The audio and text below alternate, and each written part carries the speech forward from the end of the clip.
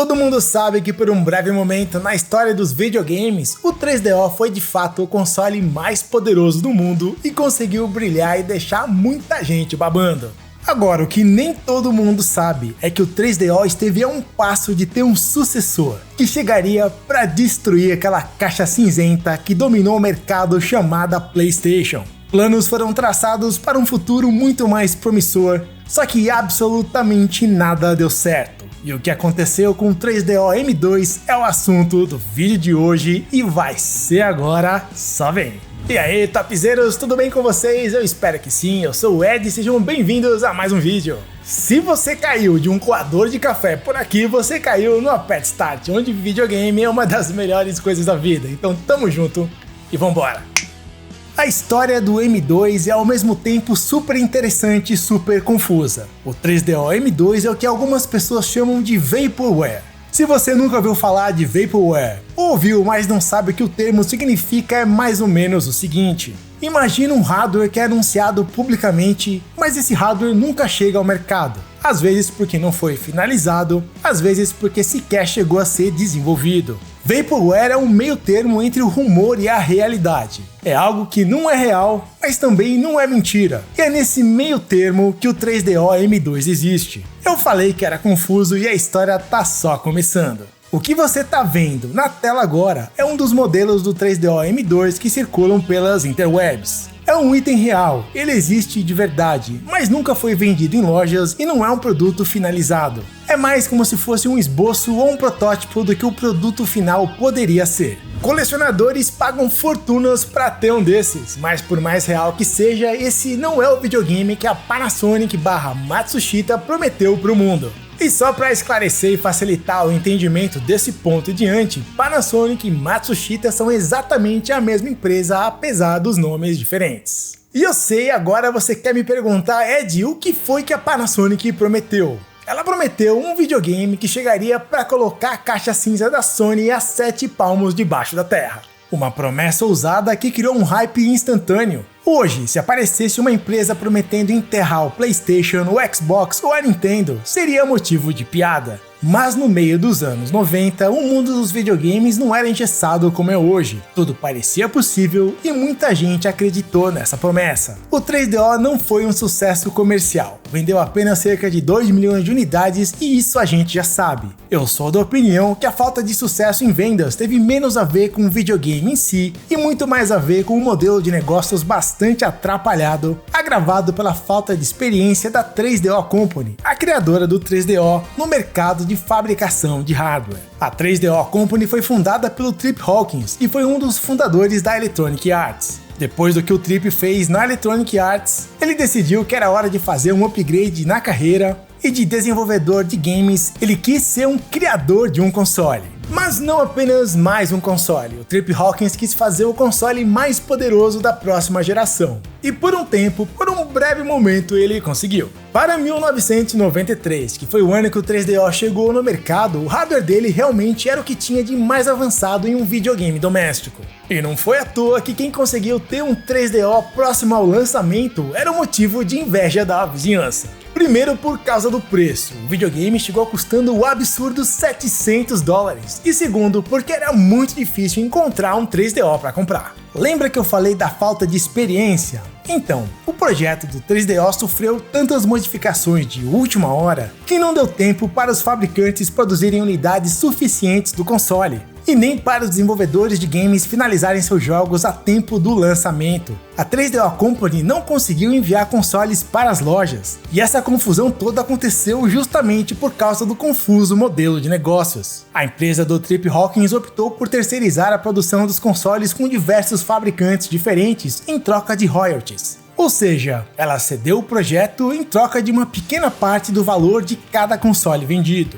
Cada fabricante podia determinar o seu próprio preço, e como cada um queria lucrar o máximo possível com a venda de cada console, o preço ficou caríssimo. Quem pagou o absurdo valor de $700 eventualmente pôde jogar versões incríveis de Road Rash, Need for Speed e vários outros clássicos antes de todo mundo. O 3DO teve o seu momento mágico e foi muito elogiado por isso, mas foi um breve momento que só durou enquanto a caixa cinzenta da Sony não chegou ao mercado. Depois que ela chegou, aí acabou o sonho do Trip Hawkins. Porque ficou claro que o 3DO não teria como competir com o PlayStation. O salto tecnológico que ele deu foi suficiente para 1993 para ficar anos-luz na frente do Mega Drive e do Super Nintendo. Mas foi facilmente superado pelo videogame da Sony, que tinha um hardware mais especializado para o mundo poligonal que o mercado queria. Chegou com um preço muito mais acessível, custando $300, menos da metade do valor de um 3DO. E mais importante, com muito mais quantidade, qualidade e variedade de jogos. Estava na hora da 3DO Company juntar os cacos e começar a esboçar os próximos passos para o futuro. Trip Hawkins chamou as mesmas pessoas que ajudaram a criar o 3DO original, o David Needle e o RJ Michael. E dessa vez a missão era clara e simples, criar um hardware que fosse capaz de superar o PlayStation da Sony. O M2 começou a ser desenvolvido em algum momento entre o final de 94 e o começo de 95. Um detalhe importante nessa história é que em um primeiro momento, a ideia da 3DO Company era lançar um segundo videogame dentro da mesma geração, atacando diretamente a concorrência com um hardware superior. E cá entre nós, lançar dois videogames dentro da mesma geração em um curto intervalo de tempo não é uma estratégia de mercado que transmite muita confiança. É uma estratégia que diz que a empresa não sabia exatamente o que estava fazendo da primeira vez. E eu te conto isso para que você entenda que as conversas sobre um novo console da 3DO Company estavam rolando enquanto o 3DO estava apenas no seu segundo ano de mercado. E não eram apenas conversas de bastidores. Na E3 de 95, Trip Hawkins subiu no palco e começou a vender a ideia do 3DO M2 para o mundo. Inicialmente, o M2 foi apresentado como um add-on, uma tecnologia adicional para o 3DO original, mais ou menos como o Sega CD e o 32X, que funcionaram muito bem para Sega, só que não. Felizmente, essa ideia foi descartada porque, de acordo com os desenvolvedores, a nova arquitetura de hardware era muito diferente da anterior. Na quinta geração de videogames, a gente tem que lembrar que o que mandava no trem do hype era a quantidade de polígonos por segundo gerados em tempo real. Pra gente ter uma noção de comparação, o PlayStation era capaz de gerar cerca de 360 mil polígonos simples por segundo, ou cerca de 90 mil com detalhes de iluminação e texturas aplicados. Quaisquer que fossem os specs do M2, teria que superar esses números, e pelo menos no papel, realmente eles eram bem melhores. O novo projeto da 3DO Company teria no seu coração dois processadores PowerPC 602 da IBM rodando a 66 MHz. Seria capaz de gerar 1 milhão de polígonos simples por segundo, ou cerca de 500 mil com detalhes de textura e iluminação aplicados, nada mal. Considerando apenas os gráficos mais complexos, o M2 seria aproximadamente 5 vezes mais poderoso que o PlayStation. Meus amigos, esses specs sozinhos foram suficientes para fazer a mídia especializada acreditar que o M2 ia chegar dando voadora no peito. E é claro, o trem do hype começou a circular com força total. O hardware realmente parecia promissor, no entanto, um grande problema persistia. A 3DO Company pretendia seguir o mesmo modelo de negócios do 3DO original, licenciando a tecnologia para o console ser fabricados por terceiros. Esse modelo de negócios causou muitos problemas ao 3DO e claramente não funcionou bem da primeira vez. Será que daria certo da segunda? Spoiler, não deu. Mas a real é que a 3DO Company não tinha grana para bancar a produção em larga escala de um console. O jeito era procurar parcerias para viabilizar o projeto. Até que em algum momento de 96, o inesperado aconteceu. A Panasonic fez uma oferta para a 3DO Company daquelas impossíveis de dizer não. Por $100 milhões, a Panasonic comprou os direitos exclusivos do projeto M2. E graças a essa compra quase milagrosa, foi a primeira vez que a 3DO Company gerou lucro para o Trip Hawkins desde a sua fundação. Dessa vez as coisas seriam diferentes. O 3DO M2 teria um único fabricante, seguindo o modelo de negócios mais tradicional dos consoles, quando o dono do console fabrica o seu próprio videogame. Quem sabe assim, com mais controle, o 3DO M2 teria um destino bem mais promissor do que o seu irmão mais velho. Mas afinal, o que foi que a Panasonic comprou por 100 milhões? Ela comprou um conjunto de tecnologias. com potencial de se transformar em um console um dia. Como eu já comentei em outros vídeos, potencial é uma palavra safada que não vale nada. É apenas uma outra forma de dizer promessa. E uma promessa é algo que ainda não existe. Uma pergunta ainda mais interessante é por que a Panasonic gastou essa grana toda em apenas uma promessa? Só Deus sabe. Vai ver, pra ela essa grana era apenas dinheiro do troco do pão. Vai ver, foi muito otimismo, ou do ponto de vista da Panasonic, ela comprou uma tecnologia de ponta no precinho e curtiu. Assim como eu preciso te lembrar que se você tá curtindo o vídeo, não esquece de deixar o like e se inscrever se ainda não for inscrito. Não deixe pra depois, senão você acaba esquecendo. Faz isso agora, porque é assim que você fortalece o canal. Para o mundo, Trip Hawkins era o rosto do 3DO e da 3DO Company. Toda a credibilidade que o 3DO tinha no mercado estava associada diretamente à imagem do próprio Trip Hawkins. Ele era o pai do projeto, ele era o desenvolvedor visionário que fundou a EA, e ter o Trip Hawkins nesse projeto fazia toda a diferença. A Panasonic, que de boba não tinha nada, sabia muito bem disso, e no contrato que ela pagou $100 milhões, havia uma cláusula que colocava o Trip Hawkins como responsável por negociar diretamente com os desenvolvedores de games para garantir que o 3DO M2 tivesse suporte em muitos jogos no seu lançamento. Essa cláusula fazia todo o sentido do mundo. Afinal, o que é um videogame sem jogos se não um enorme peso de papel? O Trip Hawkins fez a parte dele. Ele conseguiu alinhar várias desenvolvedoras diferentes para produzir games para o M2. Capcom e Konami chegaram a confirmar que dariam suporte. Até a SEGA entrou nas negociações e não apenas para os games. Rumores diziam que a SEGA estava interessada em possivelmente usar a tecnologia M2 como uma substituta para o Saturn.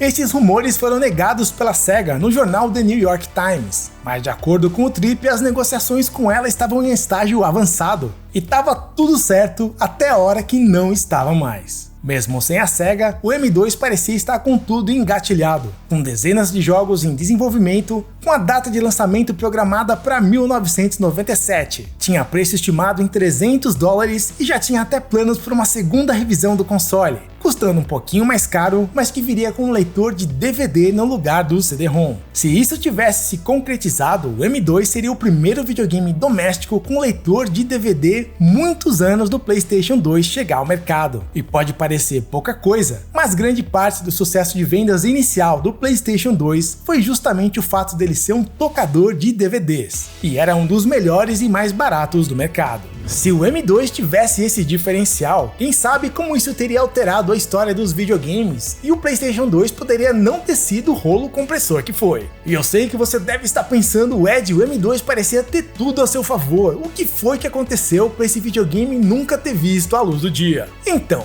lembra daquela cláusula de contrato que garantia o envolvimento do Trip Hawkins no projeto? A revista Next Generation divulgou uma matéria contando que essa cláusula tinha uma data de validade bastante curta. Ela garantia o Trip Hawkins, mas só até abril de 96, e depois disso a Panasonic ficava por conta própria. Isso foi uma ducha de água fria da perspectiva dos desenvolvedores de games. Sem o apoio do Trip Hawkins, ninguém colocava fé que a Panasonic sozinha daria conta do recado. E foi assim que os desenvolvedores começaram a abandonar o projeto M2. Esse cenário de dúvida e incerteza ainda iria piorar e muito. Lembra que na E3 de 95, o M2 foi anunciado para o mundo e o trem do hype estava circulando com força total? Já na E3 de 96, no ano seguinte, quando o nível de expectativa estava na estratosfera terrestre e todo mundo aguardava para ver as novidades, ouviram apenas o som dos grilos, porque o 3DO M2 não deu as caras no evento. Ao invés disso, um executivo da Panasonic disse que a empresa não estava mais certa do que fazer com a tecnologia M2, e esse foi um dos pregos no caixão do sucessor do 3DO.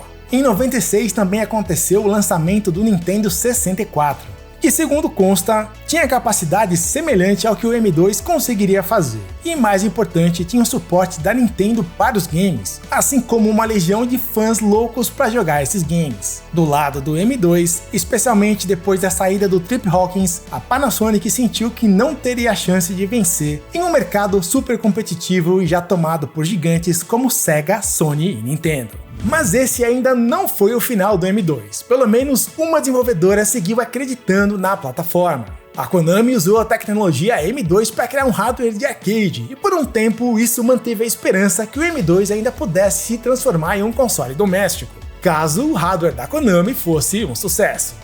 Não foi. No total, o hardware M2 da Konami teve apenas 5 jogos: o Toby Polystars, o Total Vice, Battle Trist, Evil Knight e Hit Eleven 98. Será que algum desses jogos conseguiram demonstrar o que o M2 era capaz de fazer? Toby Polystars é um game de nave, um shmup, totalmente poligonal que lembra muito a franquia Parodius. Total Vice é um jogo de pistola que lembra Virtual Cop da Sega ou Time Crisis da Namco. Battle Trist é um jogo de luta 1 contra 1 e arrisco dizer que é o jogo com os melhores gráficos dessa leva. Evil Knight é um outro jogo de pistola, mas dessa vez com uma pegada de House of the Dead da Sega. E Hit Eleven 98 é um game de futebol com aquele jeitão bastante de arcade. Nenhum desses jogos é horrível ou tem alguma coisa de especial. Visualmente não são muito diferentes do que a galera já estava acostumada a ver no PlayStation, por exemplo. O que leva a crer que A Konami não estava muito inspirada, ou B, o hardware M2 não tinha nada de muito diferente para oferecer. Ou quem sabe C. Provavelmente as respostas A e B juntas. O hardware M2 da Konami usava CD-ROM para carregamento dos jogos e sofria com longos tempos de loading, o que causava manutenções constantes devido ao excesso de uso do leitor de CD-ROM. Provavelmente você nunca ouviu falar desses games, já que nenhum deles fez muito sucesso. E a ideia de ter um console em casa para jogar esses games, mesmo que fossem 100% fiéis, não ia rolar. Mas ok, esses eram jogos de arcade em uma época que a galera de casa queria experiências diferentes. O grande público queria jogos de longa duração com histórias mais elaboradas. Será que o M2 tinha algo para oferecer que fosse assim? A revista Ultra Game Player de 97 mostrou 3 jogos que, digamos, justificavam melhor a existência do console. Um desses jogos foi o YMCA World Championship Racing, um jogo de corrida que pelas imagens tinha cara de jogo de começo da geração seguinte, com modelos de carros mais detalhados e bem menos quadradões, com um grau de realismo visual bem acima da média. Tinha também o D2 em desenvolvimento, a sequência de D, um jogo de terror e aventura que mais tarde acabou saindo para o Dreamcast. Um outro game era um RPG de fantasia em um mundo massivo chamado Power Crystal, dos mesmos criadores de Alien vs Predator do Atari Jaguar. E vários outros títulos como Clay Fighter 3 e Descent estavam engatilhados, mas nada disso foi o suficiente para convencer a Panasonic a desistir da ideia de cancelar o M2. Embora já estivesse super evidente que o sucessor do 3DO estava a um passo de ser engavetado para todo sempre, o prego final no caixão veio no meio de 97, quando a Panasonic anunciou oficialmente que era o fim de tudo, ou quase tudo. O console 3DO M2 estava mortinho da Silva, mas ainda não era o final da tecnologia M2. A Panasonic pagou 100 milhões de dólares por essa tecnologia e iria usá-la de um jeito ou de outro. Ao invés de fazer parte de um console, fazendo dinheiro através dos games, a tecnologia M2 passou a ser utilizada para sacar dinheiro quando foi implementada em caixas eletrônicos no Japão. Ela também foi utilizada em totens multimídia, daqueles que ficam dentro de shoppings dando direções ou servindo como navegador de internet. Agora, o uso mais delicioso da tecnologia M2 foi servir cafezinho em máquinas de café automáticas espalhadas por todo o Japão. Eu não duvido que a Panasonic tenha recuperado parte do investimento ou até mesmo que tenha lucrado com essas aplicações alternativas da tecnologia M2. Afinal, essas máquinas eram milhares e se espalharam por todo o território japonês. É bem estranho falar em legado do 3DO M2, porque o console mesmo de verdade nunca existiu, nunca foi comercializado, embora estivesse a um passo de ser lançado. Tinha kit de desenvolvimento, tinha demonstrações de jogos e até o marketing já estava rolando. Mas pelo momento do mercado, com tantos consoles brigando, a Panasonic provavelmente acertou ao não se meter nessa briga e colocar o 3DO M2 para servir cafezinhos de 100 milhões de dólares. Bizarramente, essa pode ter sido a decisão mais acertada. Você acha que a Panasonic acertou ou errou ao cancelar o 3DO M2? Você acha que se ela tivesse lançado o M2 com leitor de DVD, ela teria complicado a vida da Sony? E se ela tivesse lançado uma máquina de café, que além de servir o cafezinho também rodasse games, será que teria dado certo? Me conta aí nos comentários. Quero dar as boas-vindas aos novos membros do canal, o JJ89, o Hagar, o Alexandre Pita, o Jairo Santos e o Expedito Paz. Aos que renovaram, Nadson Souza por 8 meses, Crossmode por 13 meses, Unicórnio Chapado por 6 meses, Jonas Souza por 1 mês e o André Ferraz por 12 meses. E também aos que fizeram um upgrade, o Erivelto Duarte e o Jorge Ribeiro Soares agora são membros Topzero Silver. E o Geldo Rony agora é Topzero das Galáxias, aí sim, mano. E eu também quero dizer ao Mr. Agnus que no vídeo passado eu li o nome dele errado como Mr. Magnus e ele veio me cobrar no grupo do Telegram, então tá aí corrigido, mano. Muito obrigado pela força que vocês dão pro canal, ajuda demais, gente. Se você gostou desse vídeo, tem um outro contando a história completa do 3DO aí na tela. Se você por acaso tem um amigo que gosta desse assunto, compartilhe o vídeo com ele que você ajuda o canal a alcançar mais pessoas. Valeu demais pela presença e como sempre, jamais se esqueça que videogame é uma das melhores coisas da vida. Paz!